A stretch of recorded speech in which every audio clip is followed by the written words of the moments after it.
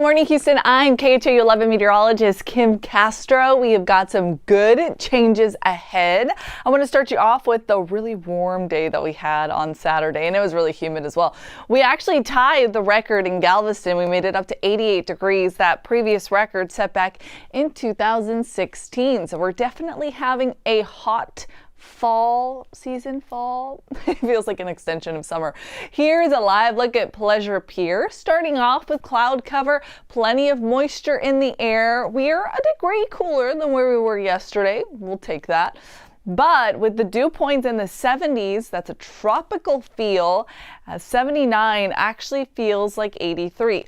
Now notice the winds are out of the northwest. They'll start tilting a little bit further from the north this afternoon, and that is going to slowly chip away at the humidity and chip away at temperatures too. Here's a look at the 24-hour temperature change across the area. Waller, you're seeing the best temperature drop, down by 7 degrees compared to this exact same time yesterday. I stand corrected. Sugar Land's actually seeing the best temperature drop. We're down by 8 degrees there. Oh, but things have shifted. So we got the hourly update, and now Sugar Land's down by 6, Waller's down by 5, but you get the picture. At least most of us are seeing a nice drop in temperatures. Live look from our camera here at our Galleria studios on Westheimer and Chimney Rock. You can see out towards downtown. Oh, now we're a little bit warmer than where we were yesterday, up by 1 degree at IAH. The dew point is high, but I told you that wind is now straight up out of the north, and that is going to make things much more comfortable, especially by this afternoon. I am going to be tracking the mid to upper 80s. First of all, that's a nice drop from yesterday. Secondly, you're going to see clear sunny skies. That'll be really, really beautiful. And you're going to see much drier air. So look at the humidity map for now. What's up ahead? What has much of the Lone Star State already benefited from? The dry north breeze. So for the Panhandle, for North Texas, for Central Texas, already the feeling is very dry, and we get in on that this afternoon. Dew points drop into the 40s, and that is about as good of a feel as we could have. Now, as that north breeze pushes in, gusts are going to be felt across the area. So 15 to 20 miles an hour. A few spots could get gusts up to 25 miles an hour. And that is going to put us a little bit on alert for the fire danger. Why? So if we do get a fire start, for example, some chains drag on the road, something sparks up, the wind can really propel that fire to grow. So because of that, be really, really mindful today and be careful. Most of us have a high fire risk. Some of us are under the very high risk. Tomball, Conroe, Aldine, Cleveland.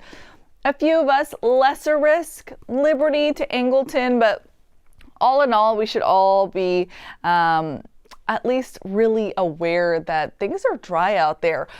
The drought report that came out this Thursday shows worsening conditions. So our western cities and counties, Brenham, Columbus, El Campo, under a moderate drought. And there's a pocket from Colorado to Wharton that is now slipped into the severe drought category.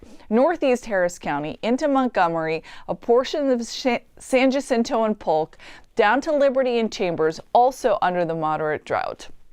Yes, it could be worse.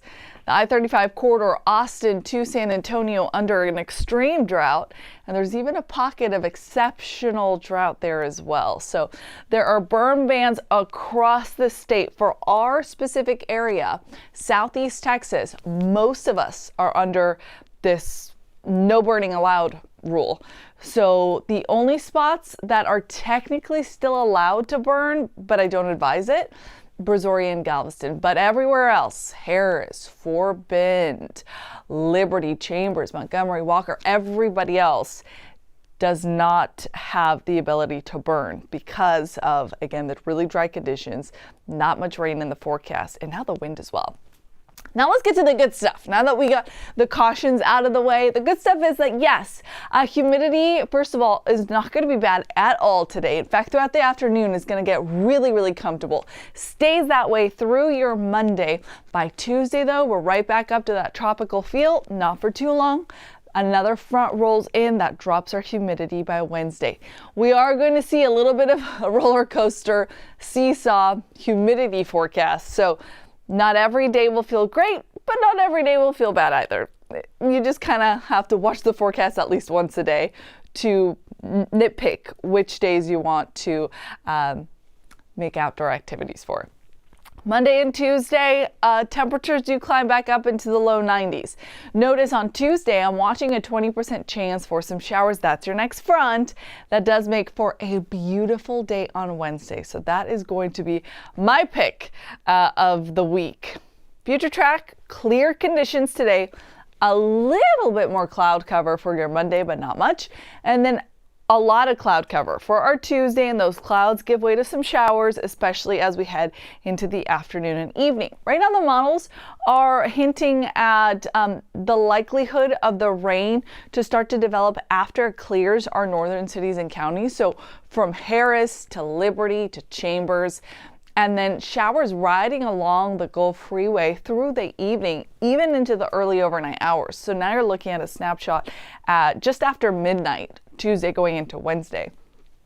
But it's not a lot of rain accumulation. It's only a 20% chance for showers.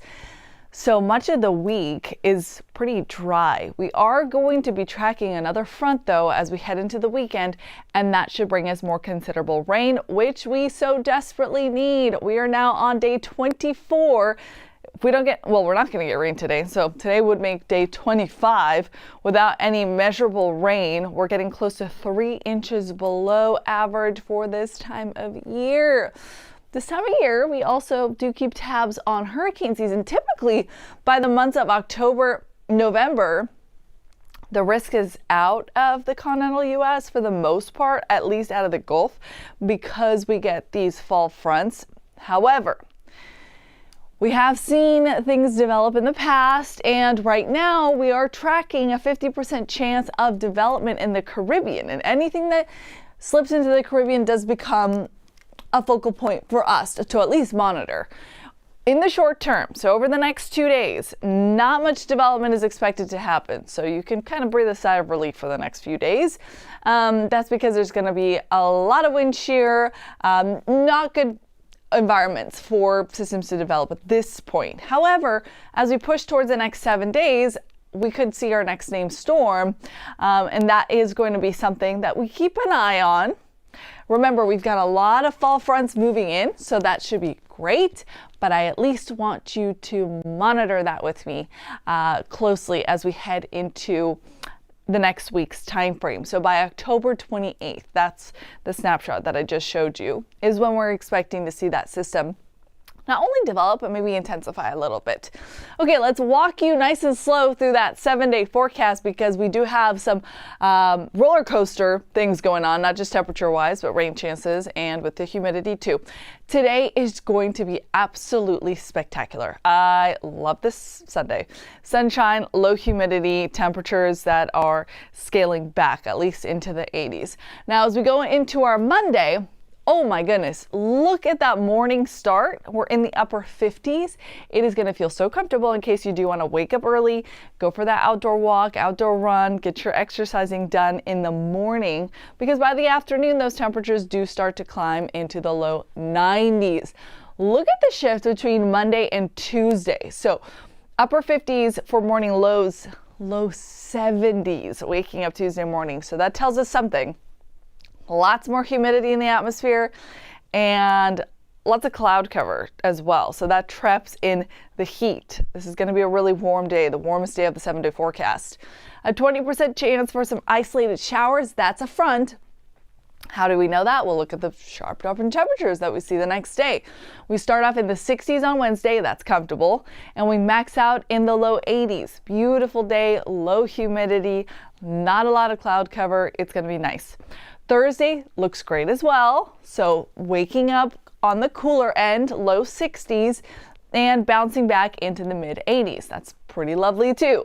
By Friday, we're right back up to the humidity. How can we tell? Well, the morning low is only 72 degrees.